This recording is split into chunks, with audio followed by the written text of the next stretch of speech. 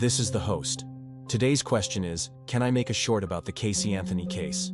Just a reminder, I'm not diagnosing anybody in this video, only speculating about what could be happening in a situation like this. If you enjoyed this video, please like it, subscribe to my channel, and consider supporting me on a crowdfunding platform.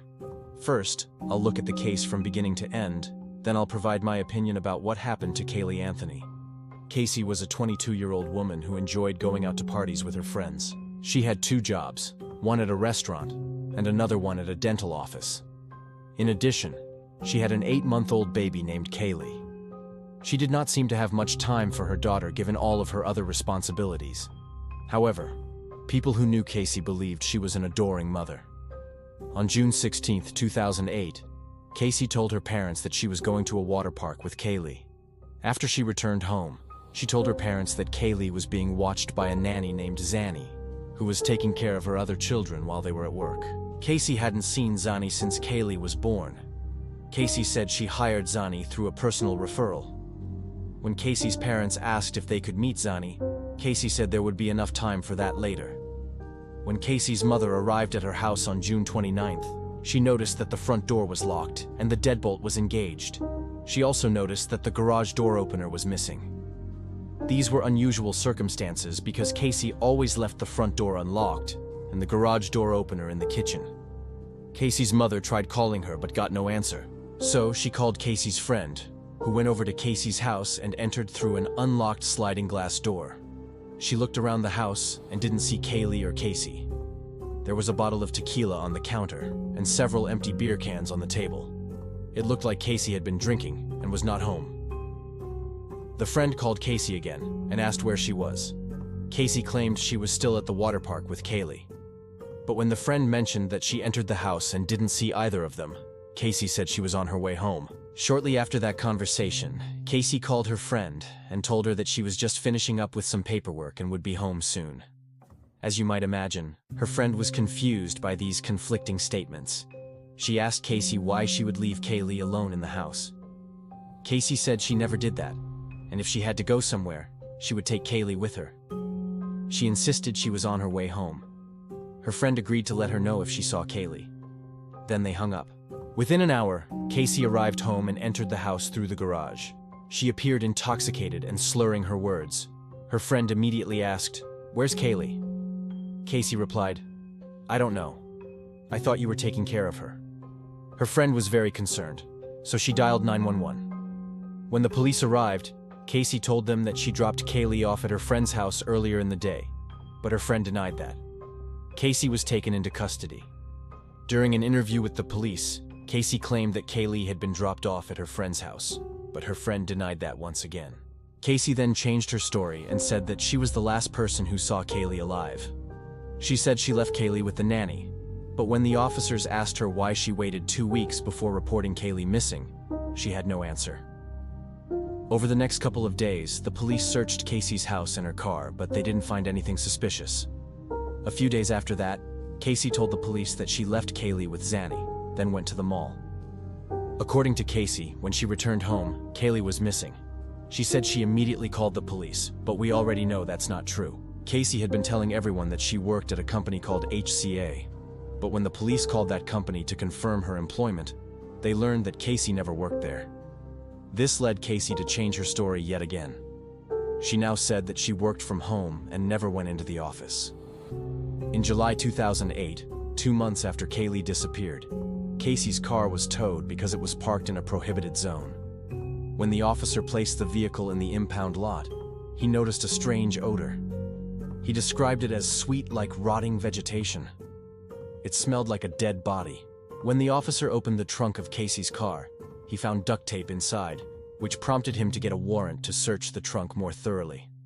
On August 11, 2008, the same day that the trunk was searched, Casey's house was searched again. The police discovered chloroform in the master bathroom. Chloroform is a colorless liquid that has a sweet odor. It's primarily used as a solvent. One of its many uses is to be an anesthetic. This means that a person can be rendered unconscious by inhaling chloroform.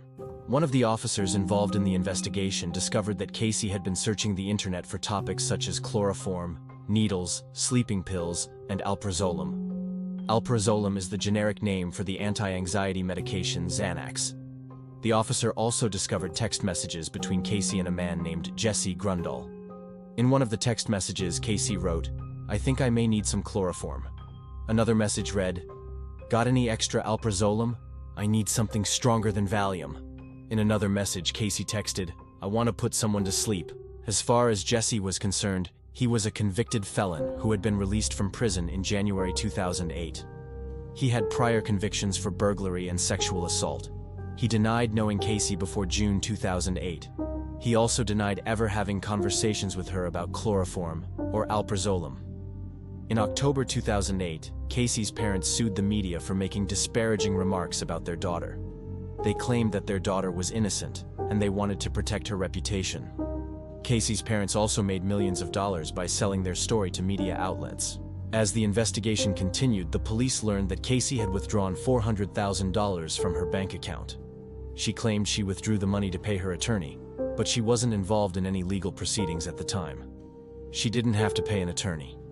In November 2008, the state filed homicide charges against Casey, along with charges of aggravated child abuse, aggravated manslaughter of a child, and providing false information to law enforcement. All of the charges were based on Kaylee's death. In May 2011, the trial began and lasted 6 weeks. There was no video or audio recording of the trial. No cameras were allowed in the courtroom. This is probably a good thing because the details of the case were so disturbing. After closing arguments, the jury deliberated for 9 days before reaching a verdict. On July 5, 2011, Casey was found not guilty of first-degree murder and aggravated child abuse. However, she was found guilty of providing false information to law enforcement. She was sentenced to 4 years in prison. She was given credit for time served and released in October 2011. A few days after her release, Casey married a man named Rodney Berner, who had been following her case for several years.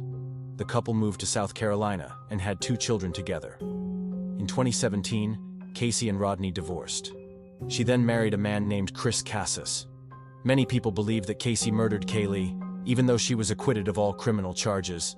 Others believe that Casey accidentally killed Kaylee and panicked. There are a lot of unanswered questions in this case. We will never know for sure what happened to Kaylee. Now, moving to my opinion, I believe Casey was guilty of second-degree murder. I believe she intended to kill Kaylee, but there was no premeditation, so it wasn't first-degree murder. Casey had a very stressful life. She had 2 jobs and a young baby. She enjoyed going out to parties, but she couldn't do that as much anymore because of her responsibilities. Maybe she felt trapped and wanted to be free. She was not ready to be a mother. Killing Kaylee allowed her to go back to living the carefree lifestyle she enjoyed so much.